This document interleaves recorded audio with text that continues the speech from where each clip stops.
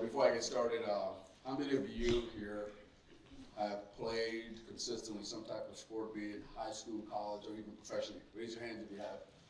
Well, that's pretty good. So I think you'll understand a little bit about what I'm talking about today. Sports has long been a lens through which we can examine our culture and values. And the pictures I see, I show there, kind of reflects that. That is Jesse Owens at the 1936 Olympics, fighting Hitler. Tommy Smith won colors at the 1968 Olympics when they won the gold and silver medal, kind of protesting what was happening back home in the United States. And here you have Greg Burkhalter, the ex-coach of the U.S. soccer team. The shirt says States. He left out the United for a reason. He was trying to make a point. And we look at it from the lens of our past, as exemplified by the achievements of North Omaha athletes, as chronicled in 24th and Glory by Dirk Chatelain. Historically, sports have provided opportunities for educational advancement, career growth, and personal development. And this book talks about a myriad of athletes, but I list four there that could probably be considered some of the best athletes, not only of Nebraska's generation, but also in the history of our country nationally. When you talk about Bob Gibson, probably the greatest baseball pitcher. You talk about Marlon Briscoe, the first black quarterback in the NFL, and Gale Sayers, one of the greatest running backs in the history of the game, all from Omaha, Nebraska, and North Omaha. Now we move forward to the current reality, the current situation. It paints a different picture. Robert Putnam, our kids, the American Dream in Crisis, examines and highlights the socioeconomic disparities in children's opportunities in this country. When he looks at a myriad of factors, one of those that he looks at is pay for play in youth sports, and he says this is exacerbating the trend of economic opportunity and disparity in this country. And what is pay for play? Pay for play is simply a system in youth sports where families must pay significant fees for their children to participate in organized sports. I call it generally the system for the purpose of this presentation. Why is pay to play thriving? It is thriving. Some of you that raise your hands, I'm pretty sure you have children, and some of them are part of this system. And why is it thriving? Number one, it's economics. It's $1 billion industry. In 2022, it was roughly $40 billion in direct spending in youth sports. And second is access and opportunities for haves. It works. For those families with financial means, this system offers a wealth of advantages. Structured development programs and high levels of competition accelerate skill growth. Youth sports participation is declining. Social and economic racial disparities. High-income children participate at higher rates, and we have to be honest with ourselves, they generally tend to come from white, affluent families, especially in the skill sports of volleyball, soccer, and baseball.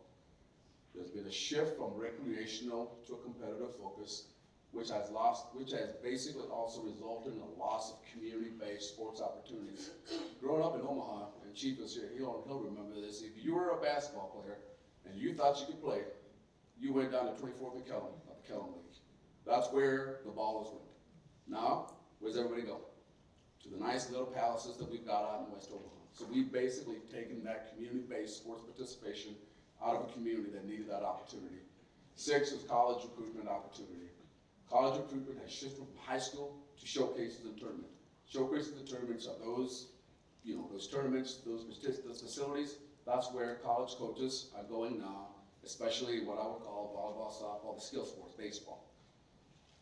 There's also broader impact. Number one is the reduced physical activity opportunities, potential contributor issues, obesity being one of them, loss of valuable life learning and growth opportunities. See this picture on the right? That's the French national soccer team.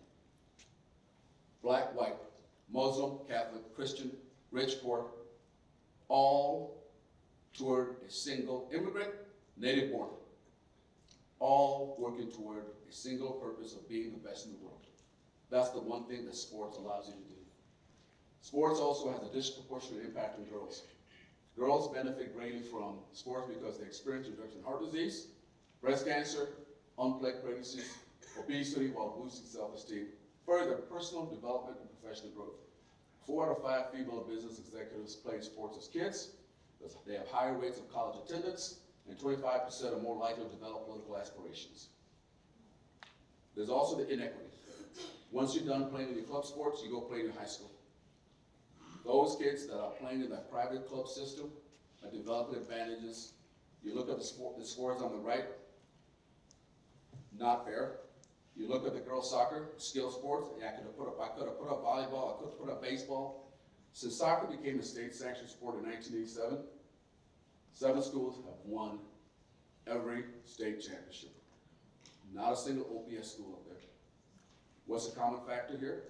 They're either private schools or they tend to be suburban schools who tend to trend affluent.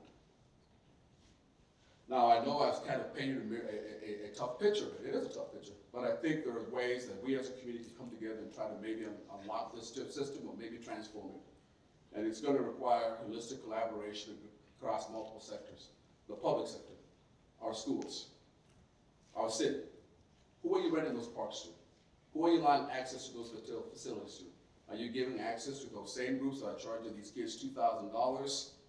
Or are you giving access to those community-based programs that are trying to get kids into the system? Private, business, and individuals. The business folks. You know, you go out there, you go to Tranquility, you watch a tournament. Whose name's emblazoned? Who's sponsoring those kids? You're sponsoring that club that's paying, having those kids pay $2,000 to play that game. Did your sponsorship result in reduction of that fee? Or is that fee just going in somebody else's pocket? Philanthropy. I know philanthropy is fully aware of this problem, and they're trying to help address it. No single entity can independently design, fund, and implement necessary long-term solutions. Partnership is going to be crucial to transform this system.